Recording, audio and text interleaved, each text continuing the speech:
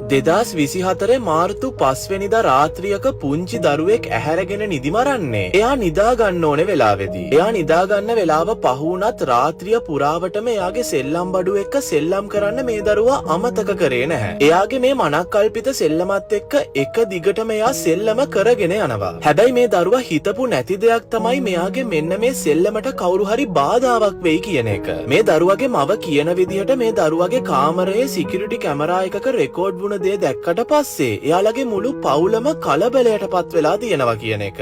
රාත්‍රී 11ට විතර මෙන්න මේ දේ සිකියුරිටි කැමරා එකේ රෙකෝඩ් වෙලා තියෙනවා.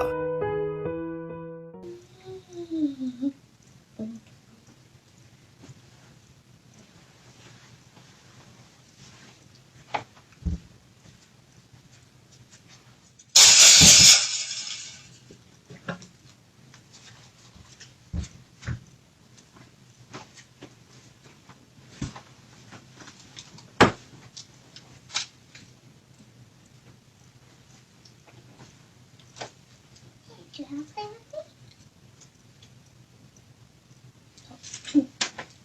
Hey, do you want to play with me? Sure, I'll play with you. So I'm going to play with you. Boing, boing, boing. Boing, boing, boing. Boing, yum, dong, dong.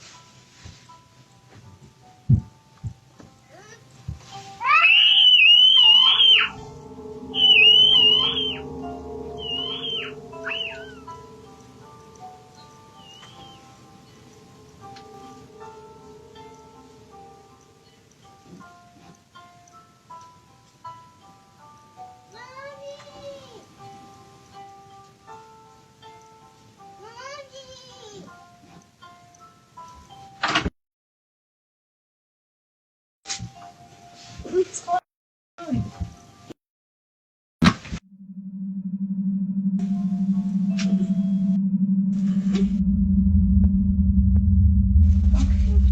Let's go. Let's go.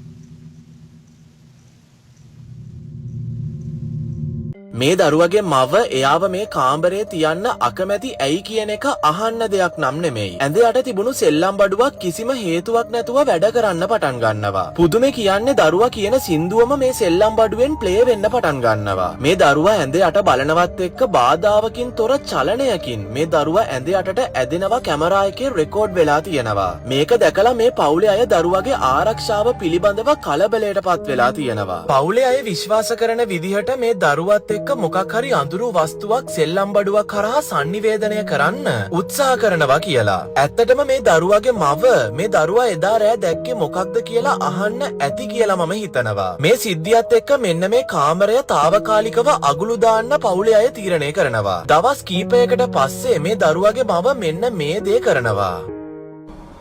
So I've been getting a lot of questions. People have been asking me, have you been in the room? Have you guys looked under the bed? No, we haven't.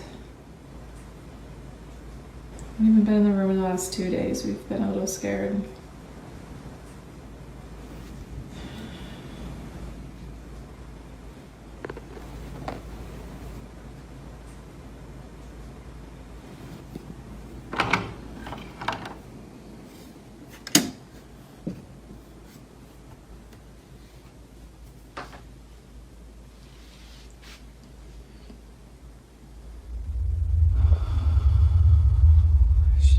Scared right now.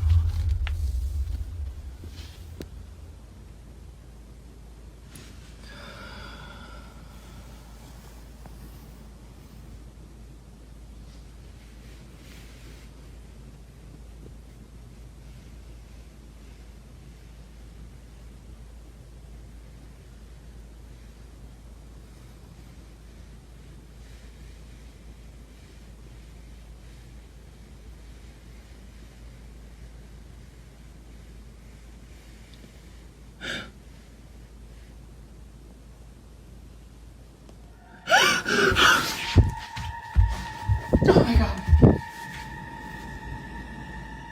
ඇඳේ යට සෝදිසි කරන එකත් හරිම භයානක දෙයක් වගේම මේ මව හරිම අద్භූත බෝනික් එක්ව මේ ඇඳේ යට ඉන්නවා දකින්නවා. මෙතන එක දිගට රෙකෝඩ් කරන ගමන් ඉද්දි මේ බෝනික්කා පොඩ චලනය වෙන්න පටන් ගන්නවා. මුලදී මේ දේ ලොකුවට පේන්නේ නැති වුණාට zoom කරලා බලද්දී බෝනික්කාගේ ඔළුව හරිම පොඩි චලනයක් කරනවා පේන්න තියෙනවා. මේ දේ සිද්ධ වුණ ගමන් මේ දරුවගේ මව කලබල වෙලා කාමරයෙන් එළියට දුවගෙන යනවා. එදා ඉඳන් අද වෙනකන් මේ කාමරය ලොක් කරලා දාන්න මේ පවුලේ අය තීරණය කරනවා. මේ සිද්ධියෙන් පස්සේ තවත් මේ වගේ අස්වාභාවික සිද්ධීන් වුණොත් මේ මව ඒ දේවල් සමාජ මාධ්‍ය හරහා මුදා හරිනවා කියලා සටහනක් දාලා තිබුණා. අදටත් මෙන්න මේ දරුවගේ දෙමව්පියන්ට හිතා ගන්න බැරි දෙයක් තමයි එදා ඒ දරුවව ඇඳ ඇතුළට ඇදලා ගත්තේ කවුද කියන එක.